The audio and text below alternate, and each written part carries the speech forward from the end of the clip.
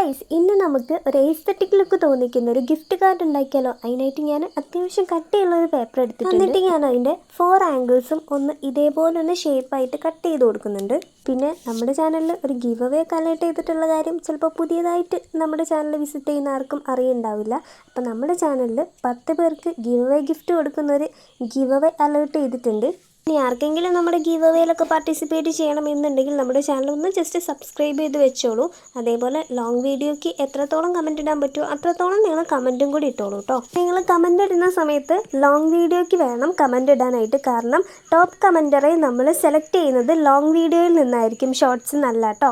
ഷോർട്സിൽ നിന്ന് നമ്മൾ കഴിഞ്ഞ കുറേ ഗീവ് അവേയിൽ പാർട്ടിസിപ്പേറ്റ് ചെയ്തവരെ വിന്നറാക്കിയിട്ടുണ്ടായിരുന്നു. പക്ഷേ ഇപ്രാവശ്യം നമ്മുടെ ലോങ് വീഡിയോയ്ക്കാണ് നോക്കുന്നത്. ലോങ് വീഡിയോയ്ക്ക് നിങ്ങൾക്ക് എത്രത്തോളം കമൻറ്റ് ഇടാൻ പറ്റുമോ അത്രത്തോളം നിങ്ങൾ കമൻറ്റ് ഇട്ടോളൂ. ലോങ് വീഡിയോയ്ക്ക് പൊതുവേ കമൻസ് ഒക്കെ കുറവാണ്.